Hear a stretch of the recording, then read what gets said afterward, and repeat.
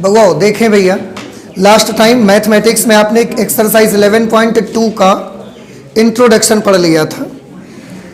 11.2 के इंट्रोडक्शन के बाद आज हम लोग इससे रिलेटेड क्वेश्चंस सॉल्व करना स्टार्ट करेंगे। क्वेश्चन नंबर एग्जाम्पल सबसे पहले लगाएंगे। तो पहला एग्जाम्पल यहाँ लिखा है, हम पढ़ रहे हैं। एग्जाम्पल नंबर 6 है, यहाँ लिखा है बिंदु 5 2 -4 से जाने वाली तथा सदिश 3i cap plus 2j cap minus 8k cap के समांतर रेखा का सदिश तथा कार्तीय समीकरणों को ज्ञात करिए।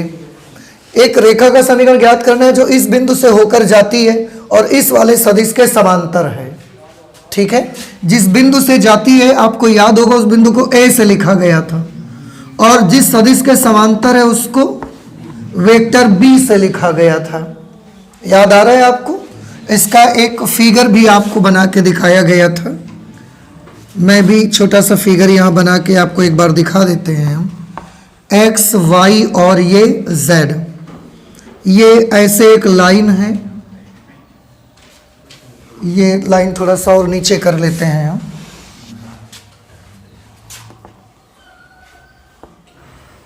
ये लाइन है, एक पॉइंट यहाँ कहीं पर होगा 5 2 -4 A है। इस पॉइंट के कोऑर्डिनेट है 5 2 -4। ये वो लाइन है जिसका समीकरण आपको मालूम करना है। और एक वेक्टर है यहाँ पर, ये वेक्टर B, इसी के समांतर है हमारी लाइन। इसकी वैल्यू दी गई है 3i cap plus 2j cap minus 8k cap. तो ये रेखा का समीकरण हमको पता लगाना है, और ये वाली जो रेखा है वो इस बिंदु से जाती है, A बिंदु से, और इसके समांतर है। यहाँ पर अगर O है तो हमने इसको ज्वाइन किया था और इसको क्या माना गया था? Vector A। इस लाइन पर कहीं पर भी एक पॉइंट P माना था हमने, x, y, z, और इसको क्या माना गया था? R। तो आपको इस रेखा का समीकरण चाहिए, इस बिंदु से जाती है और इसके समांतर है इस सदिश के। क्या अभीष्ट सूत्र क्या लगेगा इस पे? फॉर्मूला लगेगा vector R is equal to vector A plus lambda vector B। याद आया? बिंदु A से जाने वाली तथा एक दिए गए सदिश वेक्टर B के समांतर रेखा का समीकरण। वेक्टर R की जगह पर वेक्टर R, वेक्टर A की जगह पर क्या लिखेंगे? वेक्टर A इस बिंदु A का स्थिति सदिश है। इसकी वैल्यू आएगी, यहाँ हम नीचे लिख देते हैं इसको, यहाँ से हटा के। Vector R is equal to vector A की जगह पर लिखेंगे 5i cap plus 2j cap minus 4k cap, ये इसकी जगह पर आ गया, प्लस लैम्डा। और वेक्टर B की जगह पर क्या लिखा जाएगा? वेक्टर B की जगह पर ये आएगा 3i cap plus 2j cap minus 8k cap. ये आ गया उस रेखा का सदिश समीकरण आया। देखो, रेखा का अभीष्ट सदिश समीकरण। बउआओ, अब उन्होंने तो सदिश समीकरण भी पूछा और कार्तीय समीकरण भी पूछा है। अब सदिश समीकरण को कार्तीय में कैसे कन्वर्ट करेंगे आप? कार्तीय में कन्वर्ट करने के लिए वही मेथड जो हमने कल बताया आपको। R की जगह पर क्या लिख देना है? xi cap plus yj cap plus zk cap. कार्तीय समीकरण अब इसका हम बनाना चाहते हैं, तो उसके लिए लिखेंगे xr, वेक्टर R की जगह पर xi cap plus yj cap plus zk cap बराबर, यहाँ पर इस तरफ i कैप एक जगह, j कैप एक जगह, k कैप एक जगह कर लो। i कैप लिखोगे तो 5 प्लस 3 लैम्डा, ये आ जाएगा 5 प्लस 3 लैम्डा, और यहाँ पर i cap plus j cap लो तो 2 plus 2 lambda j cap, 2 plus 2 lambda j cap. k cap की अगर बात करेंगे तो -4 -8 lambda k cap, -4 -8 lambda k cap. अब ये भी वेक्टर, दो सदिश एक दूसरे के बराबर हैं, और ऐसा तो तभी हो सकता है जब इनके अदिश कंपोनेंट यानी कि अदिश घटक आपस में बराबर हों। तो x किसके बराबर होगा? 5 प्लस 3 लैम्डा, लैम्डा निकालोगे तो ये आएगा x minus 5/3 is equal to lambda. इसी तरीके से y को इसके बराबर करो, y is equal to 2 plus 2 lambda. अगर लैम्डा यहाँ से सॉल्व करके निकालेंगे तो y minus 2/2 is equal to lambda. z की वैल्यू किसके बराबर आएगी, -4 -8 लैम्डा। तो z plus 4/-8 is equal to lambda. अब ये भी लैम्डा की वैल्यू, ये भी लैम्डा की वैल्यू, ये भी लैम्डा की वैल्यू, इसलिए तीनों आपस में बराबर हो जाएंगे। तो x minus 5/3 is equal to y minus 2/2 is equal to z plus 4/-8। ये रेखा का सदिश समीकरण है और ये है रेखा का कार्तीय समीकरण उसी रेखा का। ठीक है, तो इस तरीके से आप सदिश और कार्तीय समीकरण निकाल सकते हैं क्वेश्चन नंबर 6 में। इसके बाद क्वेश्चन नंबर 7 पर आ जाते हैं। यहीं पर इसे मैं आपको सॉल्व करके दिखा दूंगा। क्वेश्चन नंबर 7 में दो बिंदु आपको दिए गए हैं। एग्जाम्पल 7, एक पॉइंट, इन दोनों बिंदुओं में से एक को हम ए को बी मान लेंगे। एक बिंदु ए है -102 और दूसरा बिंदु बी है 346। क्वेश्चन में लिखा है बिंदुओं -102 और 346 से होकर जाने वाली रेखा का सदिश समीकरण ज्ञात करिए। इसका कार्तीय समीकरण आपको नहीं चाहिए, केवल सदिश समीकरण चाहिए। वो भी किस रेखा का, एक ऐसी रेखा जो इन दो बिंदुओं से होकर जाती है। क्या आपको याद है कि दो बिंदुओं ए और बी से होकर जाने वाली रेखा का समीकरण कैसे निकालते थे? इसका हम एक छोटा सा फिगर आपको बना के दे देते हैं। ये x, ये y और ये z है। ये लाइन जा रही है, कहीं पर भी आप एक बिंदु a मान लीजिए। ये a बिंदु है -102 और दूसरा बिंदु b है 346। ये हमने एक रफ फिगर बना दिया। ये ओरिजिन है, ये OA है, ये OB है और कहीं पर बीच में एक पॉइंट P मान लीजिए, x, y, z, that is OP। OP को ही क्या लिखते हैं, वेक्टर R। इसका स्थिति सदिश वेक्टर A लिखा गया था, इसका स्थिति सदिश वेक्टर B लिखा गया था। देखो कुछ याद आई सारी बातें आपको। अब बड़ी आसानी से दो बिंदुओं से होकर जाने वाली रेखा का सदिश समीकरण।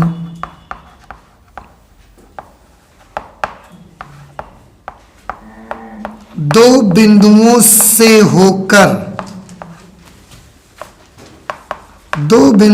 होकर जाने वाली रेखा का सदिश समीकरण क्या लगेगा, vector R is equal to vector A plus lambda vector B minus vector A। ठीक, जहां पर वेक्टर A बिंदु A का स्थिति सदिश है और वेक्टर B बिंदु B का स्थिति सदिश है। तो vector R is equal to vector A की वैल्यू बताओ कितनी आएगी। वेक्टर A का मतलब A का स्थिति सदिश, A का स्थिति सदिश -i cap plus 2k cap.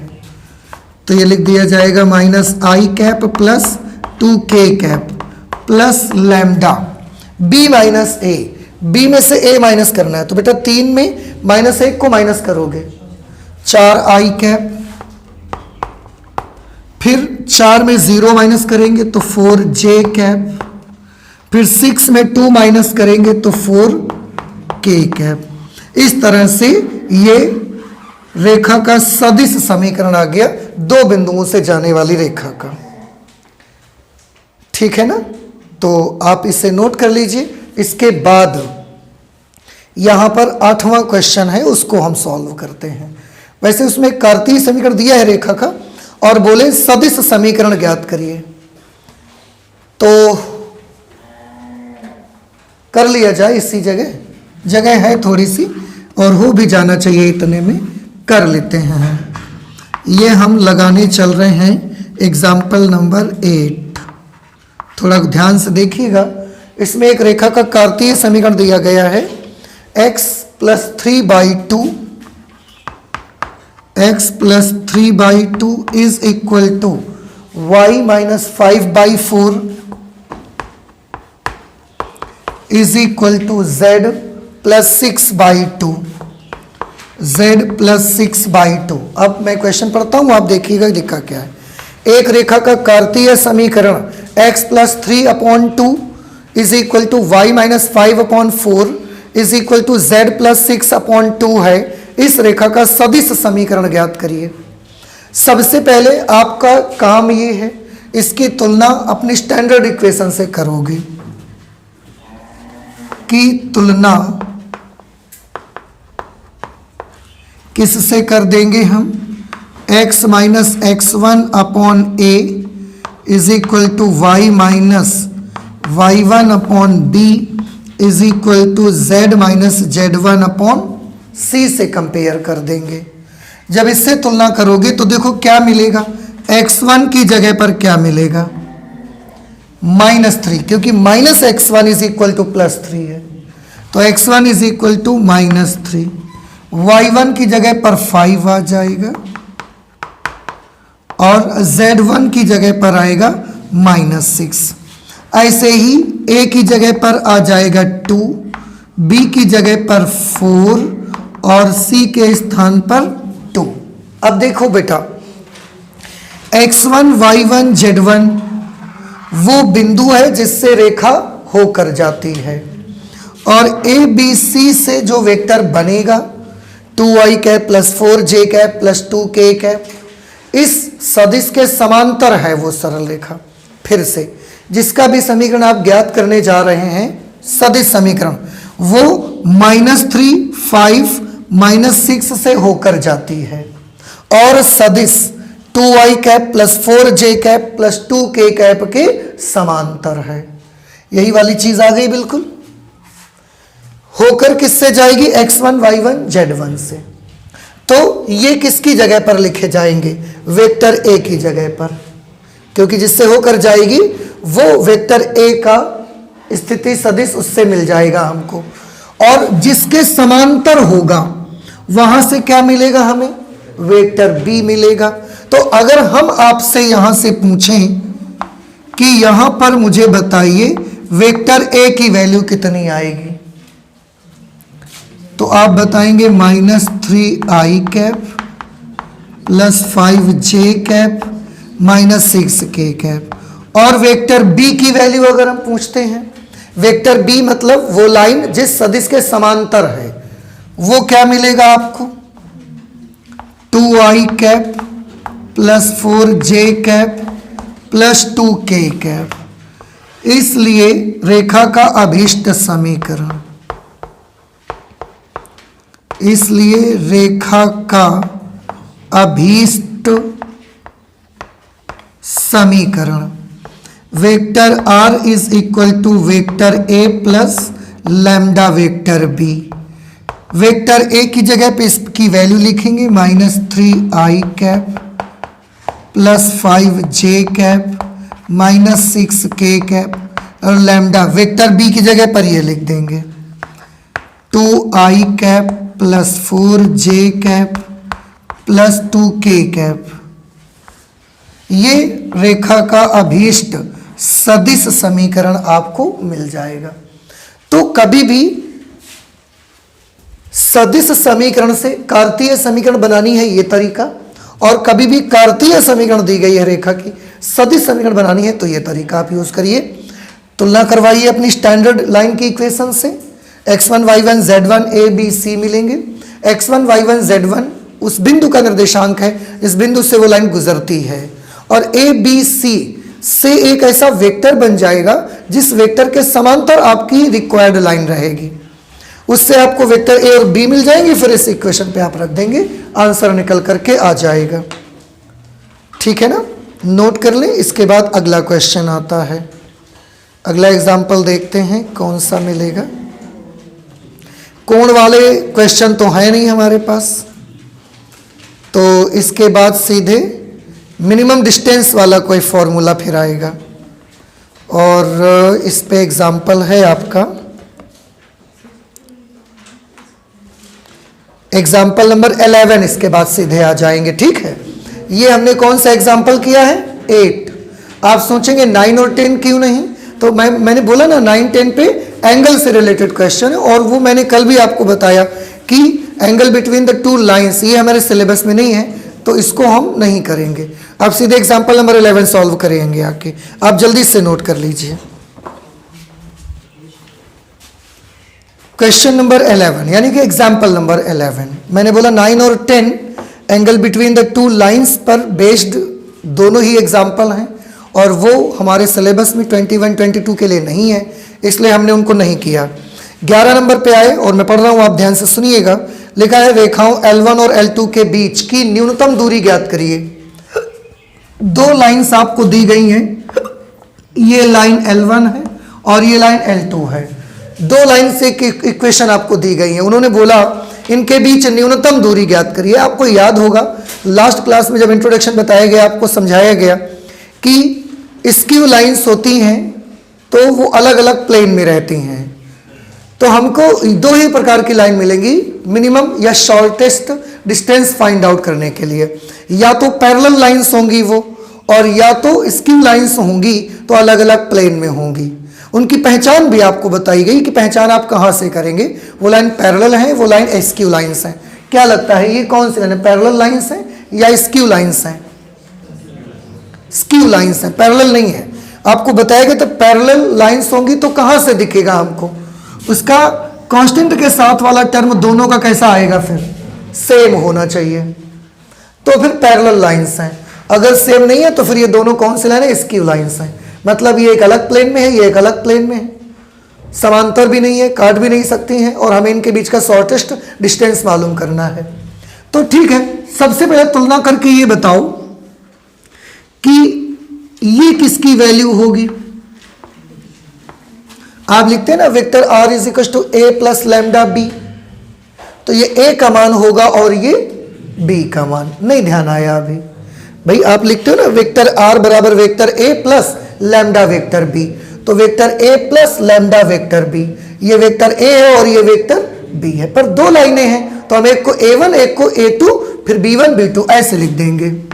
तो बताओ यहां तुलना करके वेक्टर A1 की वैल्यू कितनी है? I cap + J cap. Vector A2 की वैल्यू कितनी है? 2I cap + J cap - K cap. Vector B1 की वैल्यू कितनी है? 2I cap - J cap + K cap. और वेक्टर B2 की वैल्यू कितनी है? 3I cap - 5J cap + 2K cap. ये वेक्टर B2 की वैल्यू है। Shortest distance between the two lines का फॉर्मूला आपने देखा था, modulus of vector B1 cross vector B2 dot vector A2 minus vector A1 upon modulus of vector B1 cross vector B2। अगर आपको shortest distance between the two given lines चाहिए तो आपको ये चाहिए, इनका डॉट प्रोडक्ट चाहिए, इसका मॉडुलस चाहिए, और सब ये जब यहाँ रख के हल करोगे तो आंसर मिलेगा आपको। एक एक करके चीज़ निकालते हैं। सबसे पहले B1 क्रॉस B2 निकालते हैं। Vector B1 cross vector B2, determinant method लगाएंगे। I cap + J cap + K cap. B1 के गुणांक लिखो, 2 - 1 1, 2 - 1 1। B2 के कोएफिशिएंट्स लिखिए, 3 - 5 2। बउआ हो, इतना समझ आया? सॉल्व कर लीजिए। I को जब सॉल्व करोगे ये ढकोगे, -2 - -5 यानी कि -2 + 5, 3I cap. Vector B1 cross vector B2 -J करेंगे, फिर ये ऐसा ढका जाएगा, 2 दूना 4 माइनस 3 1 आएगा यानी कि माइनस जे कैप, फिर के कैप आएगा तो -10 माइनस -3 -10 प्लस 3 यानी कि -7 -7 के कैप।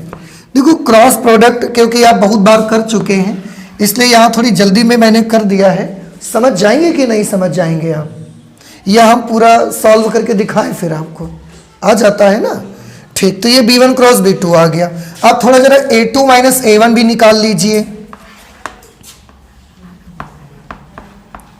अब vector a2 minus vector a1, vector a2 में वेक्टर a1 को माइनस कर दीजिए, ये a2 है ये a1 माइनस करो, 2 i में i चले गए तो i बच जाएंगे, j में j माइनस हो गया तो j तो 0 हो जाएगा, 0 j कैप, माइनस k में 0 माइनस करेंगे तो माइनस k कैप। ये बउआ हो गया vector a2 minus vector a1। अब क्या चाहिए, b1 क्रॉस b2 का a2 माइनस a1 से डॉट प्रोडक्ट चाहिए, तो vector b1 cross vector b2 dot vector a2 minus vector a1। देखो b1 क्रॉस b2 की जगह तो ये 3 i cap minus j cap minus 7 k cap dot a2 minus a1 की जगह पर क्या लिखा जाएगा, i plus 0j minus k, i plus 0j minus k। Solve करो, डॉट प्रोडक्ट में i वाले को i वाले से, j वाले को j वाले से, ऐसे करते हैं ना, तो 3 का गुणा इसके 1 से होगा 3, j में g इसका गुणांक -1 है पर यहाँ 0 तो 0 हो जाएगा, -7 को -1 से करेंगे तो +7, इस तरीके से ये आ गया +10। हमें एक चीज़ और चाहिए, b1 क्रॉस b2 का मॉड्यूलस, उसको भी निकाल लीजिए ज़रा आप। अब mod of vector b1 cross vector b2, b1 cross b2 की वैल्यू ये है, इसका मापांक √i के गुणांक का स्क्वायर प्लस j के गुणांक का स्क्वायर प्लस k के गुणांक का स्क्वायर, ये 3 का 9 प्लस 1 प्लस 49, इस तरीके से 49 1 50 और 9 59 √59। अब यहाँ पर हम रख देते हैं सारी वैल्यू, इसलिए shortest distance between two given lines is equal to modulus of vector b1 cross vector b2 dot a2 minus a1, इसकी पूरी वैल्यू हम निकाल चुके हैं, 10i है तो वो 10 लिख देंगे, अपॉन इसकी भी वैल्यू हम निकाल चुके हैं √59, ये प्लस है ही, मोड से बाहर आकर के 10 अपॉन √59 हो जाएगा, क्योंकि और तो इसका कुछ किया नहीं जा सकता है, ये वैल्यू आ जाएगी 10 अपॉन √59 यूनिट। तो जो दो लाइंस हमको दी गई हैं, ये r, ये वाली लाइन L1 और लाइन L2, इन दोनों के बीच की जो न्यूनतम दूरी होगी ना, वो होगी 10 बटे √59, 10 अपॉन √59 यूनिट डिस्टेंस रहेगा। ठीक है, ये आ गया हमारा एग्जाम्पल नंबर 11। एग्जाम्पल नंबर 12 में मैं यहीं पर आपको बता देता हूँ, आप देख लीजिए।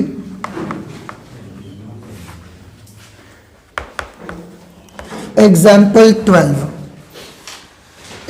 12 में है, कहाँ है, लिखा है निम्नलिखित दी गई रेखाओं L1 और L2, इसमें फिर से दो लाइन आपको दी गई हैं और उनके सदिश समीकरण दिए गए हैं और आपको उनके बीच की न्यूनतम दूरी ज्ञात करनी है। हम लिखते हैं समीकरणों को। सबसे पहले एक लाइन की इक्वेशन दी गई है, vector r is equal to i cap plus 2j cap minus 4k cap, i cap plus 2j cap minus 4k cap plus lambda 2 plus 3 plus 6, 2 plus 3 plus 6। दूसरी लाइन आपको दी गई है, vector r is equal to 3 plus 3 minus 5k, 3i cap plus 3j cap minus 5k cap plus mu 2 plus 3 plus 6। 2 plus 3 plus 6। ऐसे बउआ देखो, एक line ये दी गई है लाइन L1 और एक लाइन ये है लाइन L2। आपको फिर से इन दोनों के बीच की न्यूनतम दूरी पता लगानी है और लाइनों को देखकर एक आइडिया तो मिल ही गया होगा कि दोनों लाइनें आज समांतर वाली लाइनें हैं। देख लो, इनका ये वाला पोर्शन दोनों का बराबर आ रहा है। ठीक, तो तुलना करोगे तो क्या क्या मिलेगा। वेक्टर A1 क्या मिलेगा आपको, I cap plus 2j cap minus 4k cap. Vector A2 की वैल्यू क्या होगी, 3i cap plus 3j cap minus 5k cap. और क्योंकि B1 B2 लिखने की आवश्यकता नहीं है क्योंकि दोनों का मान सेम है तो हम B लिख देते हैं सीधे। Vector B 2i cap plus 3j cap plus 6k cap, ये आ जाएगा। अब अगर आपको शॉर्टेस्ट डिस्टेंस चाहिए between these two parallel lines तो हमारे पास एक फॉर्मूला है, vector B cross vector A2 minus vector A1 upon mod of vector B। ठीक है ना, ये आपका फॉर्मूला होगा। अब इस पे जो चीजें आ रही हैं पहले उनके मान हमको निकालने हैं और उसके बाद हम सॉल्व कर सकते हैं। सबसे पहले हम निकालते हैं vector A2 minus vector A1।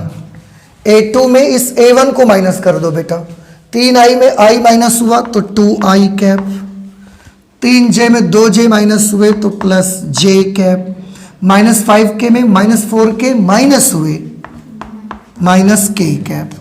अब हमको वेक्टर B का इसके साथ क्रॉस प्रोडक्ट चाहिए, तो vector B cross vector A2 minus vector A1। Vector B की वैल्यू कितनी है, चलो डिटर्मिनेंट मेथड से लगाएंगे ना, क्रॉस प्रोडक्ट निकाल रहे हैं तो i कैप j कैप और k कैप। पहले B के गुणांक चाहिए, 2 3 6, 2 3 6। अब A2 माइनस A1 के कोएफिशिएंट 2 1 माइनस 1, 2 1 माइनस 1। सॉल्व कर लो भाई इसको, पहले i वाला ढकोगे, माइनस 3 माइनस 6 तो आ जाएगा माइनस 9i कैप। फिर j वाला ढकोगे तो minus 2 minus 12, minus 2 minus 12 minus 14 यानी कि प्लस 14j। फिर k की बारी आती है तो ऐसे करेंगे, 2 1 कम 2 माइनस 6 माइनस 4k। ये वैल्यू आ गई vector B cross vector A2 minus vector A1। अब इसका तो हमको मापांक भी चाहिए भाई, इसका हमको मापांक भी तो चाहिए क्योंकि यहाँ इस फॉर्मूले में देखो मॉड लगा है ना, अंदर कोई भी वेक्टर है उसका मॉड निकालना पड़ेगा आपको। तो हम मॉड भी निकाल देते हैं, modulus of vector B cross vector A2 minus vector A1। i का गुणांक का स्क्वायर करोगे 81, 14 का 196, 4 का हो जाएगा 16।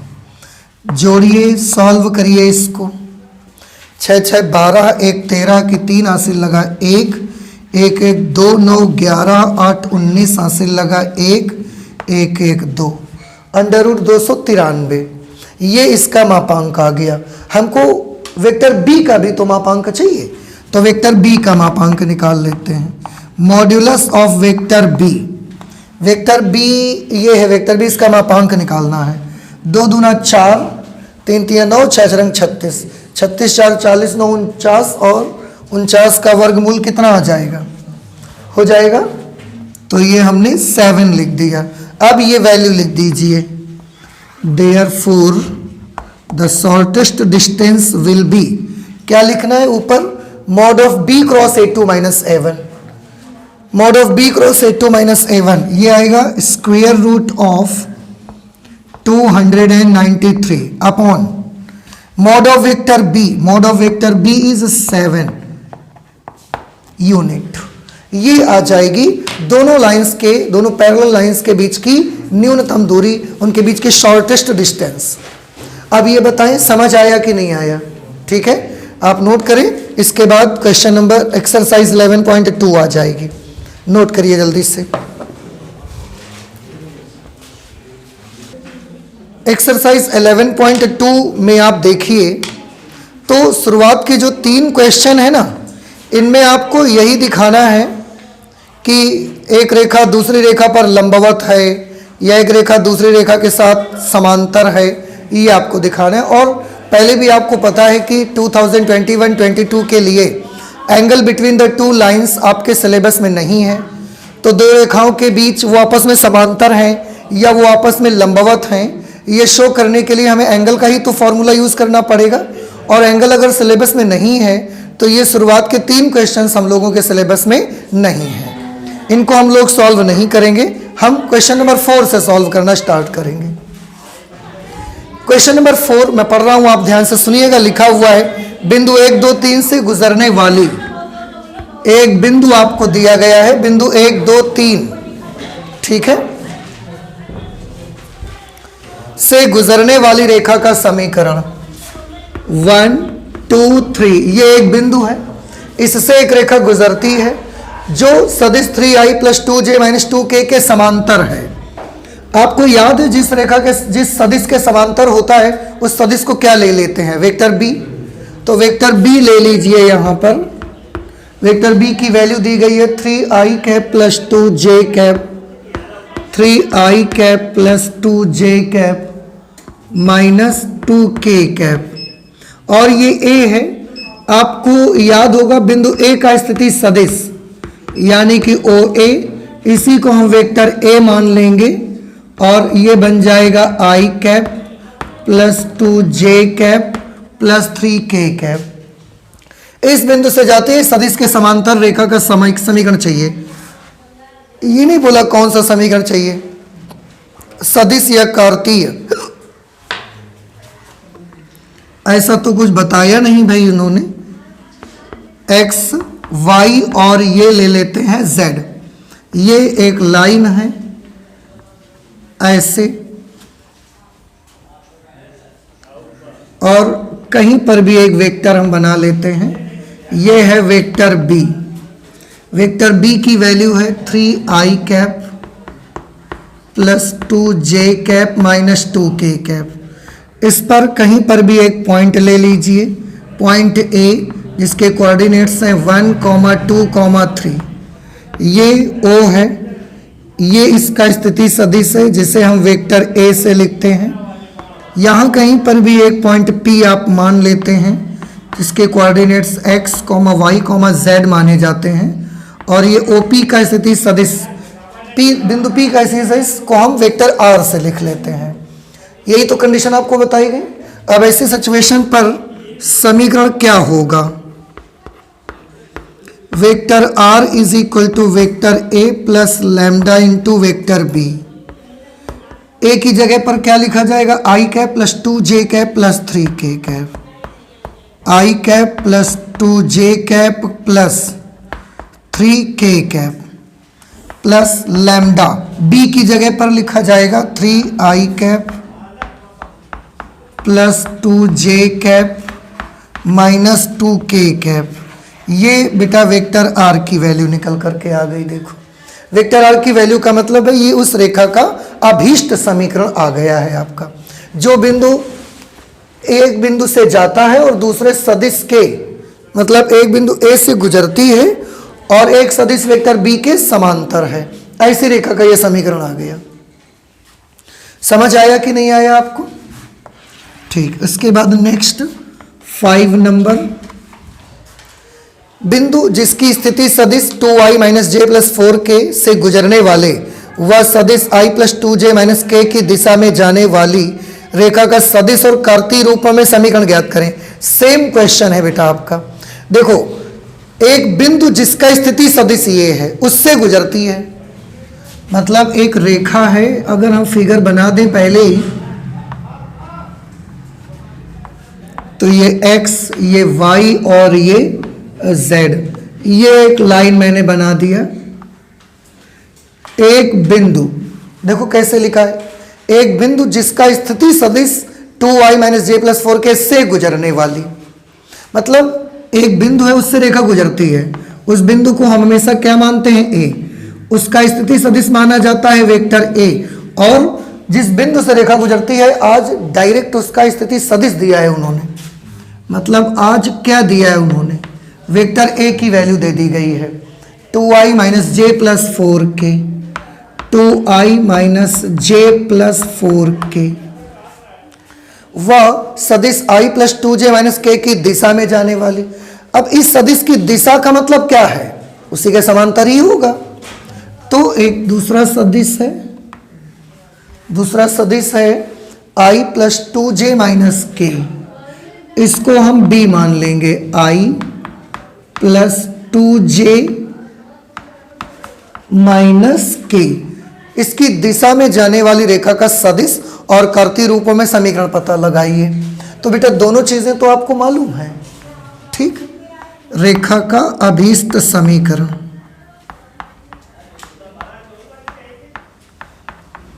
रेखा का अभीष्ट सदिश समीकरण, रेखा का अभीष्ट सदिश समीकरण vector r is equal to vector a plus lambda vector b, और यहां पर कहीं पर एक पॉइंट P मान लेते हैं, इसका कोऑर्डिनेट होंगे x, y, z, और ये बिंदु P का स्थिति सदिश हो गया वेक्टर r। अब इस पे वैल्यू अप्लाई कर दीजिए, तो vector r is equal to vector a is given 2i cap minus j cap plus 4k cap plus lambda, vector b की जगह पर बउआ लिख देंगे i cap plus 2j cap minus k cap. ये तो बेटा आ गया रेखा का अभीष्ट सदिश समीकरण। हमें कार्तीय समीकरण भी पता लगाना है, हमें तो कार्तीय समीकरण भी पता लगाना है भाई। कार्तीय समीकरण के लिए क्या करना पड़ेगा, r की जगह उसका स्थिति सदिश लेना पड़ेगा। अब r की जगह वैल्यू लिख दो, x i cap plus y j cap plus z k cap is equal to 2i cap minus j cap plus 4k cap plus lambda i cap plus 2j cap minus k cap, x i cap plus y j cap plus z k cap. अब यहाँ i cap j cap अलग अलग कर लो आप, पहले i cap तो 2 plus lambda i cap, j cap के बारे में देखोगे तो -1 plus 2 lambda, -1 plus 2 lambda j cap, 4 minus lambda k cap. ये ऐसा हो गया। अब तुलना करिए दोनों पक्षों, क्योंकि इधर भी सदिश है उधर भी सदिश है, और दो सदिश अगर आपस में बराबर हैं तो फिर दो सदिश अगर आपस में बराबर हैं तो उनके अदिश घटक आपस में बराबर होने चाहिए। तो x should be equal to 2 plus lambda, तो x minus 2/1 is equal to lambda, ये लैम्डा की वैल्यू आ सकती है। ऐसे ही y को हम इसके इक्वल करेंगे तो y is equal to -1 plus 2 lambda, तो y plus 1/2 is equal to lambda, ये लैम्डा की वैल्यू आ जाएगी। ऐसे ही z के लिए आप देखोगे तो z is equal to 4 minus lambda, z minus 4/-1 is equal to lambda. तीनों जगह से लैम्डा निकल गया। अब तीनों क्योंकि लैम्डा की ही वैल्यू है तो तीनों को बराबर कर दो, इसलिए x minus 2/1 is equal to y plus 1/2 is equal to z minus 4/1। ये उसी रेखा का कार्तीय समीकरण आ गया जिस रेखा का ये सदिश समीकरण है। उन्होंने बोला था कि सदिश और कार्तीय रूपों में समीकरण ज्ञात करिए दोनों तरफ से, तो ये हमने कर लिया। ये हो गया क्वेश्चन नंबर 5। आप जल्दी से नोट कर लीजिए, इसके बाद क्वेश्चन नंबर 6 कर सकते हैं हम लोग। क्वेश्चन नंबर 6 लिखा हुआ है, एक उस रेखा का कार्तीय समीकरण ज्ञात करिए जो बिंदु -2, 4, -5 से जाती है और x plus 3/3 is equal to y minus 4/5 is equal to z plus 8/6 के समांतर है। आपको एक ऐसी रेखा का कार्तीय समीकरण पता लगाना है जो इस बिंदु से जाती है और इस वाली रेखा के समांतर है। ठीक है, एक काम करिए, सबसे पहले इस रेखा का सदिश समीकरण बना लो जरा आप। क्या बनेगा इस रेखा का सदिश समीकरण?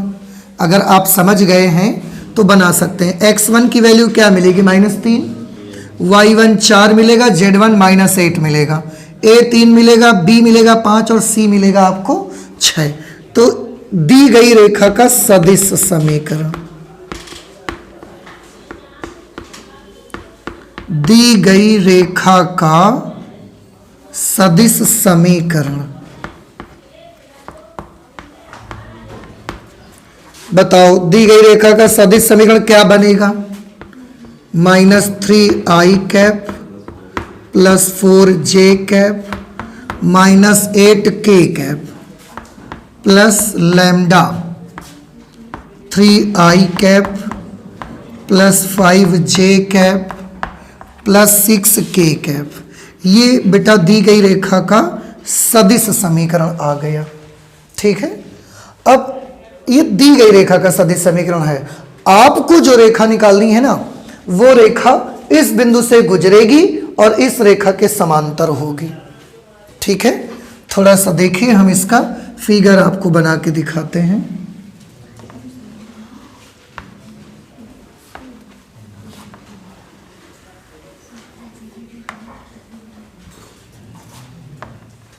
ये ओरिजिन पॉइंट O है। ठीक है, सबसे पहले ना हम बना लेते हैं जो रेखा हमें दी गई है। ये दी गई रेखा है, इसको कहीं पर भी हम ऐसा बना लेते हैं। ये दी गई रेखा है, दी गई रेखा। थोड़ा ध्यान से देखिएगा। सबसे पहले दी गई रेखा के बारे में मुझे कुछ डिटेल बता सकते हैं आप? अगर दी गई रेखा का समीकरण a plus lambda b type का है, तो आपको नहीं लगता कि ये इस बिंदु से जाती होगी और इस सदिश के समांतर होगी? अभी हम केवल दी गई रेखा की बात कर रहे हैं, हमें जो निकालनी है हम उसकी चर्चा नहीं कर रहे हैं अभी। अगर ये दी गई रेखा है तो वो इस बिंदु से जाती है और इस सदिश के कैसी है? समांतर है। मतलब किस बिंदु से जाती है? -3, 4, -8 से। ये इस बिंदु से गुजरती है, -3, 4, -8 इससे गुजरती है। और जिस सदिश के समांतर है वो सदिश क्या है? इस सदिश के समांतर है। देखो, उस सदिश को हम क्या मानते हैं? वेक्टर b मान लेते हैं, और वो है 3i plus 5j plus 6k। 3i plus 5j plus 6k, ये मान लेते हैं हम। कुछ बात समझ में आई आपको? इसको देख करके कि इस बिंदु से जाती है -3, 4, -8 से, और इस सदिश के समांतर है। अब हमको जो लाइन पता लगानी है, जिस रेखा का समीकरण चाहिए, उसको इस बिंदु से जाना चाहिए और इस रेखा के कैसा होना चाहिए? समांतर। तो वो लाइन हम ऐसे बना लेते हैं, देखो इस तरह से। अब आप देखो, ये दी गई रेखा है और ये रिक्वायर्ड लाइन है हमारी। रिक्वायर्ड लाइन मतलब अभीष्ट रेखा, एक ऐसी रेखा जिसके समीकरण हमको मालूम करनी है। और ये है, हम इसको बोलेंगे गिवन लाइन। ये किस बिंदु से होकर जाती है? ये जिस बिंदु से होकर जाती है उस बिंदु को हम A लिख देंगे और उसका निर्देशांक है -2, 4, 5।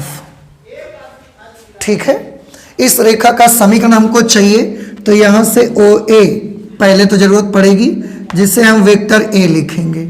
इस रेखा पर एक पॉइंट हमको चाहिए होगा P, जिसके कोऑर्डिनेट्स हम मानेंगे x, y, z, और इसी का स्थिति सदिश वेक्टर r के नाम से जाना जाता है। ठीक है ना? अब आप छोटी सी एक चीज सोचिए, अगर आपने सारी चीजों को इत्मीनान से और बड़े अच्छे से समझा है, तो आप एक चीज यहां पर सोच सकते हो, ये लाइन मानो है ही नहीं, केवल ये लाइन हटा दो। अब आपको नहीं लगता अगर ये लाइन हटा देंगे तो ये एक ऐसी रेखा है जो इस बिंदु से जाती है और इस सदिश के समांतर है? भाई इस सदिश के समांतर ये है और ये इसके समांतर है, तो ये रेखा इस सदिश के समांतर नहीं हो गई? हो गई ना? तो अब हमको क्या करना चाहिए? एक ऐसी रेखा का समीकरण चाहिए जो इस बिंदु से जाती है और इस वाले सदिश के समांतर है। बात तो वही आ गई ना, फिगर से दिख रहा है अब तो हमको। तो हम रेखा का अभीष्ट समीकरण कैसे निकाल सकते हैं? इधर निकालते, नहीं तो कार्तीय तक जाना है ना हमको, हमें याद नहीं था। रेखा का चित्र से अभीष्ट रेखा का समीकरण, चित्र से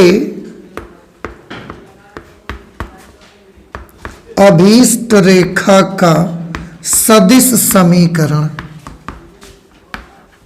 अभीष्ट रेखा का सदिश समीकरण vector r is equal to vector a plus, आप अगर चाहो कि लैम्डा यहां लिख चुके हैं, हम म्यू लिखेंगे तो आप म्यू लिख दीजिए, म्यू वेक्टर b। बताइए a की जगह पर क्या लिखना चाहिए मुझे? -2i cap plus 4j cap plus 5k cap, -2i cap plus 4j cap plus 5k cap plus mu, और वेक्टर b की जगह पर क्या आएगा? वेक्टर b की जगह पर आएगा 3i cap plus 5j cap plus 6k cap. और एक चीज ध्यान से देखो, दो समांतर रेखाओं की पहचान क्या थी? उनका b वाला पार्ट बराबर होना चाहिए। तो देखो, इसको देखो और इसको देखो, बराबर है कि नहीं है? ऐसे भी आप समझ सकते हो। पर ये तो अभी सदिश समीकरण केवल हमने निकाला, उन्होंने तो हमको साफ साफ बोला है कि कार्तीय समीकरण ज्ञात करिए। कार्तीय समीकरण तक पहुंचने के लिए वेक्टर r की जगह पर हमको क्या लेना पड़ेगा?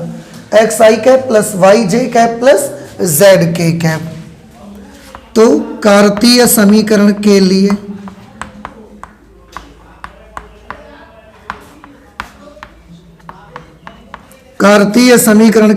x i cap plus y j cap plus z k cap is equal to, ये आर की जगह लिखा, इसको थोड़ा सा कर ही लो एक साथ, आई वाले एक जगह कर लो, तो -2 प्लस 3 म्यू, -2 प्लस 3 म्यू आई कैप प्लस जे की बारी आएगी तो 4 प्लस 5 म्यू, 4 प्लस 5 म्यू जे कैप, फिर के कैप की बारी आएगी तो 5 प्लस 6 म्यू, 5 प्लस 6 म्यू के कैप। तुलना करेंगे जब आप दोनों पक्षों की तो x आएगा -2 प्लस 3 म्यू, यहाँ से म्यू निकालिए तो x plus 2/3 is equal to mu. इसके बाद y की तुलना करेंगे तो y बराबर आएगा 4 प्लस 5 म्यू, तो y minus 4/5 is equal to mu. ऐसे ही z is equal to 5 plus 6 mu, तो z minus 5/6 is equal to mu. और क्योंकि तीनों वैल्यूज म्यू की हैं इसलिए तीनों आपस में बराबर लिखे जा सकते हैं। इसलिए रेखा का अभीष्ट कार्तीय समीकरण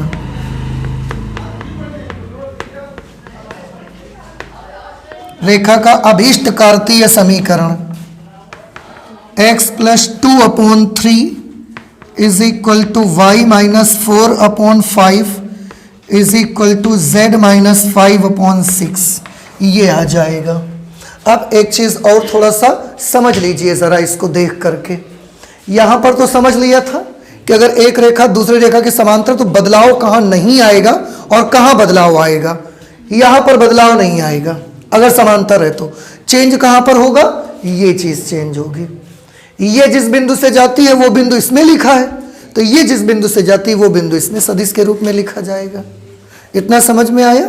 और यहां पर भी देखें तो बदलाव कहां नहीं आता है, ABC में कोई बदलाव नहीं आता। देखो, तो ऐसे ही इसके समांतर रेखा हमको चाहिए थी, तो 3 5 6 में कोई बदलाव नहीं आएगा। वो देखो 3 5 6 अपना आ गया है। बदलाव केवल आएगा वहां जहां से रेखा गुजरती है। 3 - 4 8 जहां लिखे यहां चेंज आएगा। यहां से रेखा जाती है तो x -2 करेंगे, x +2 हो जाएगा, y -4 हो जाएगा, z -5 हो जाएगा, 3 5 6 वो सेम वही रहेगा।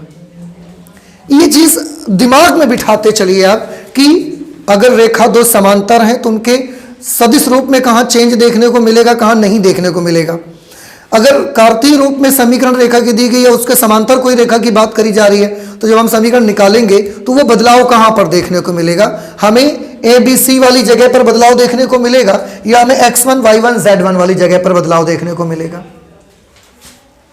ठीक है, समांतर अगर है तो ABC में कोई बदलाव नहीं है, बिंदु केवल बदल जाएगा क्योंकि वो एक अलग बिंदु से गुजरती होगी, एक अलग बिंदु से गुजर रही होगी अगर समांतर है तो ये चीजें थोड़ा सा याद रखें तो आपको काफी आसानी होगी। और ये हमने कर लिया है क्वेश्चन नंबर 6। इस पूरी एक्सरसाइज में वैसे तो बहुत क्वेश्चन है पर उनमें से एंगल वाले हटाने भी पड़ेंगे ना हमको। ठीक है, तो 6 क्वेश्चन हमने लगा लिए हैं। आप भी कुछ क्वेश्चंस लगाने के लिए कोशिश कर सकते हैं, तो कोशिश करिए। मैं तो चाहता हूं कि आप जरूर प्रयास करें क्योंकि practice makes a man perfect. आप हमसे लगवाते रहेंगे तो प्रैक्टिस तो हमारी होती रहेगी ना। हम चाहते हैं कि आप परफेक्ट हो, इसलिए प्रैक्टिस भी आपको करनी पड़ेगी। तो आज हम इतना ही रखेंगे मैथमेटिक्स में। चलते हैं, मिलते हैं अगली क्लास में। Thank you.